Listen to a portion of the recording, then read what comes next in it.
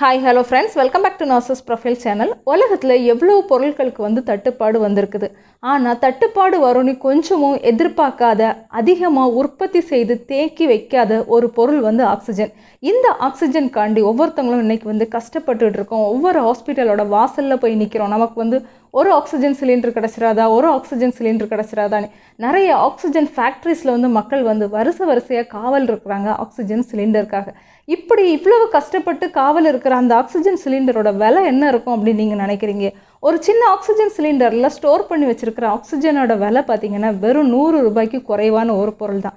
ஆனால் அந்த 100 ரூபாய்க்கும் குறைவான ஒரு பொருள் எவ்வளவு காசு எவ்வளோ பணம் நம்மக்கிட்ட இருந்தாலும் அந்த ஆக்சிஜன் கிடைக்காம ஒவ்வொருத்தங்களும் அவ்வளோ கஷ்டப்பட்டுட்டு இருக்கிறாங்க.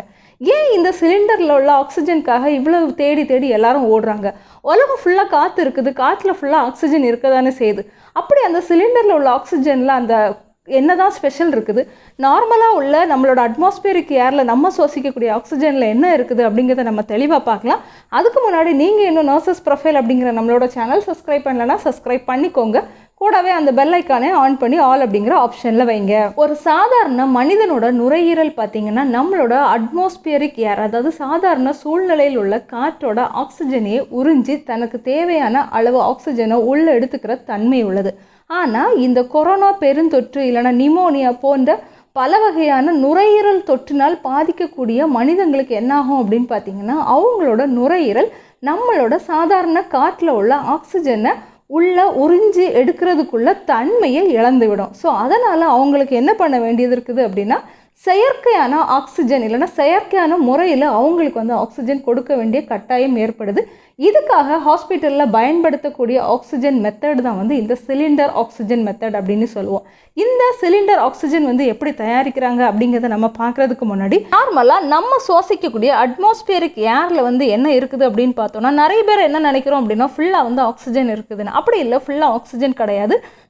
8% நைட்ரஜன் இருக்குது, 21% தான் நம்ம சுவாசிக்கக்கூடிய ஆக்சிஜன் இருக்குது, 1% என்ன இருக்குது அப்படின்னு பார்த்தீங்கன்னா ஆர்கான் இருக்குது. அது மட்டும் இல்லாமல் நம்ம சுவாசிக்கக்கூடிய இந்த காற்று சுத்தமான பியூரான ஒரு காற்று கிடையாது. இதிலே பார்த்திங்கன்னா நிறைய காற்று மாசுபாடுகள் ஏற்பட்டு carbon di oxide, carbon monoxide, தூசு அண்டு நீராவி போன்ற நிறைய மாசுக்கள் கலந்து தான் இந்த ஆக்சிஜன் நமக்கு என்ன செய்யுதுன்னா கிடைக்குது. அதுபோல் நம்ம சுவாசிக்கக்கூடிய காற்றில், அதாவது உள்ளிழுக்கக்கூடிய மூச்சில் 21% ஆஃப் ஆக்சிஜன் இருக்குது. சேம் வே நம்ம வெளியே விடக்கூடிய மூச்சிலையும் பார்த்திங்கன்னா 16% ஆஃப் ஆக்சிஜன் இருக்குது. இதனால தான் நம்ம யாருக்காவது மவுத் ப்ரீத் பண்ணும்போது அவங்க உயிர் பிழைக்கிறதுக்கு அவங்களுக்கு இல்லைனா ஆக்சிஜன் சப்போர்ட் கிடைக்கிறதுக்கு நம்மளோட வெளியே அனுப்பக்கூடிய அந்த காற்றுமே உதவி செய்யுது. ஹாஸ்பிட்டல்ஸில் யூஸ் பண்ணக்கூடிய ஆக்சிஜனுமே இந்த மாதிரி அட்மாஸ்பியரிக் ஏர்லேருந்து தான் தயாரிக்கிறாங்க. ஆனால் ஃபஸ்ட்டு என்ன பண்ணுறாங்க அப்படின்னு பார்த்தீங்கன்னா இந்த ஏரில் ஃபில்ட்ரு பண்ணுறாங்க. தேவையில்லாத மாசுக்கள், நீராவி இந்த மாதிரிப்பட்ட விஷயங்களெல்லாம் பிரிச்செடுக்கிறாங்க. பிரிச்செடுத்ததுக்கப்புறம் அந்த கேஸை கம்ப்ரஸ் பண்ணுறாங்க. கம்ப்ரஸ்னால் என்னென்னா அதிக அழுத்தம் கொடுத்து அதை ரொம்ப சுருக்குறாங்க. ஃபார் எக்ஸாம்பிளுக்கு இப்போ ஒரு காட்டனை நீங்கள் வச்சு கையில் வச்சு அமுக்குனீங்கன்னா ஒரு பெரிய காட்டன் எப்படி சின்ன காட்டனாக மாறுதோ அதே மாதிரி அந்த கேஸை என்ன பண்ணுறாங்கன்னா கம்ப்ரஸ் பண்ணுறாங்க. கம்ப்ரஸ் பண்ணதுக்கப்புறம் அதில் இருக்கக்கூடிய நைட்ரஜன், ஆக்சிஜன் அண்ட் ஆர்கன், இந்த 3 கேஸுமே கிரையோஜெனிக் அப்படிங்கிற மெத்தட் மூலமாக பிரிக்கப்படுது. கிரையோஜெனிக் அப்படின்னா நமக்கு 150 டிகிரிக்கு கீழே குளிர்விக்கப்பட்டு அது திரவ நிலையில் மாற்றப்படுது. இப்படி திரவ நிலையில் மாற்றப்பட்ட இந்த கேஸ் ஆக்சிஜன் டேங்கில் செப்பரேட்டாக ஸ்டோர் பண்ணி வைக்கிறாங்க.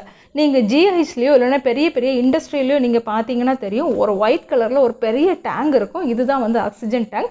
இந்த கிரையோஜெனிக் மெத்தட் மூலமாக பிரிக்கப்படக்கூடிய திரவ நிலையில் உள்ள ஆக்சிஜன் என்ன செய்கிறாங்க அப்படின்னா இந்த டேங்கில் ஸ்டோர் பண்ணி வைக்கிறாங்க. ரொம்ப நாளைக்கு ஆக்சிஜனை என்ன செய்ய முடியாதுன்னா திரவ நிலையில் இதே டேங்கில் ஸ்டோர் பண்ணி வைக்க முடியாது.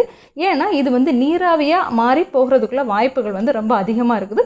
ஸோ அப்பப்போ உற்பத்தி பண்ணி என்ன செய்வாங்கன்னா ஸ்டோர் பண்ணி வைப்பாங்க. ஹாஸ்பிட்டலுக்கு மட்டும் இல்லை, இண்டஸ்ட்ரியிலையுமே இந்த ஆக்சிஜனோட தேவை அதிகமாக இருக்குது. முன்னாடி உள்ள காலத்தில் பார்த்தீங்கன்னா ஹாஸ்பிட்டலுக்கு ஆக்சிஜனோட தேவை ரொம்ப ரொம்ப கம்மியாக இருந்து தொழிற்சாலைகளுக்கு தான் ஆக்சிஜனோட தேவை அதிகமாக இருந்துச்சு.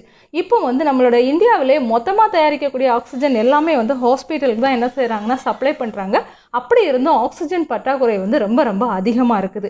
இதே ஆக்சிஜனை சிலிண்டரில் கேஸ் ஃபார்மில் ஸ்டோர் பண்ணி வைக்கிறாங்க. இவ்வளோ தான் டிஃப்ரெண்ட். இந்த மாதிரி கேஸ் ஃபார்மில் ஸ்டோர் பண்ணக்கூடிய சிலிண்டர்ஸ் தான் என்ன செய்வாங்கன்னா நம்மளோட ஹாஸ்பிட்டல்ஸ்லாம் பெரிய பெரிய சிலிண்டரில் வந்து சப்ளை பண்ணுறாங்க. இந்த ஆக்சிஜன் வந்து முழுவதுமாக பியூரான ஆக்சிஜன் 99% எப்படி இருக்கும்னா பியூராக இருக்கும்.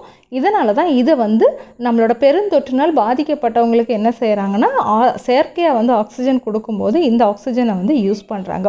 இப்போ நீங்கள் கேட்கலாம், ஓகே இந்த ஆக்சிஜனையே நிறைய தயாரித்து வச்சுருக்கக்கூடாது, அப்படி நிறைய தயாரித்து வச்சுருந்தா நமக்கு இப்போ வந்து இவ்வளோ பிரச்சனை இல்லைல்ல, எவ்வளோ நம்ம விஷயங்கள் வந்து ஸ்டாக் வைக்கிறோம், அதே மாதிரி இந்த ஆக்சிஜனையும் ஏன் ஸ்டாக் வைக்கலை அப்படிங்கிற ஒரு கொஸ்டின் வந்து உங்களுக்கு வரும். இதில் ஒரு சிக்கல் இருக்குது. என்ன அப்படின்னு பார்த்தீங்கன்னா, நான் வீடியோவோட தொடக்கத்திலே சொன்ன மாதிரி ஆக்சிஜன் சிலிண்டரில் உள்ள ஆக்சிஜனோட விலை வந்து வெறும் 100 ரூபாய்க்கு குறைவு தான். ஆனால் இந்த ஆக்சிஜனை ஸ்டோர் பண்ணி வைக்கக்கூடிய அந்த சிலிண்டரோட விலை பார்த்திங்கன்னா ரொம்ப ரொம்ப அதிகமானது. அதாவது ஒரு சின்ன ஆக்சிஜன் சிலிண்டரில் உள்ள ஆக்சிஜன் விலை 100 ரூபாய் அப்படின்னா அது ஸ்டோர் பண்ணி வைக்கக்கூடிய அந்த சிலிண்டரோட விலை வந்து நியர்லி வந்து 10,000 ரூபாய் அளவுக்கு வரும். ஸோ அதனால் யாருமே வந்து இந்த ஆக்சிஜன் சிலிண்டரில் வந்து பெரிய அளவு முதலீடு செய்ய முன் வரல. நிறைய ஸ்டாக் வந்து எந்த கம்பெனியுமே வைக்கல. பெரிய அளவு ஆக்சிஜன் வந்து நமக்கு தேவையும் படலை. ஸோ தேவைக்கு ஏற்றாப்புல அந்தந்த டைமில் அதை வந்து என்ன செஞ்சுக்கிறாங்க அப்படின்னா தயாரித்து பயன்படுத்திக்கிறாங்க. இது மாதிரி தான் இவ்வளோ நாளும் நம்மளோட சூழலில் வந்து ஒவ்வொரு நாளும் ஓடிக்கிட்டு இருந்து இப்போ திடீர்னு இந்த ஆக்சிஜன் பற்றாக்குறை அதிகமானனால நம்மளால் நிறைய ஆக்சிஜன் என்ன செய்ய முடியலைன்னா உற்பத்தி பண்ண முடியலை. அப்படிங்கிறத விட உற்பத்தி பண்ணினாலும் அதை நமக்கு ஸ்டோர் பண்ணி வைக்கிற அளவு பெரிய சிலிண்டர் வசதிகள் நம்மக்கிட்ட இல்லை.